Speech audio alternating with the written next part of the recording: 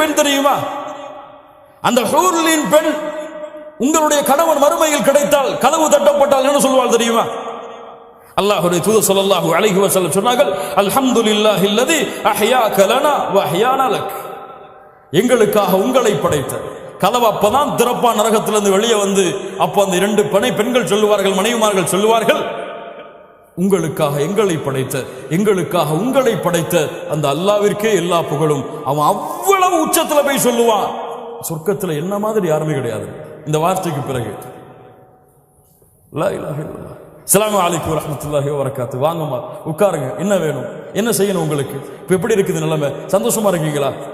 அழகிய வார்த்தைகளை கொண்டு பழகுதல், பேசுதல், அவனுடைய சூழ்நிலையை புரிந்து பழகிக் கொள்ளுதல், அவனிடத்திலே பேசுதல். 9வது, கணவனுக்கு முன்னால் சப்தங்களை உயர்த்தி பேசுதல் பாவம்.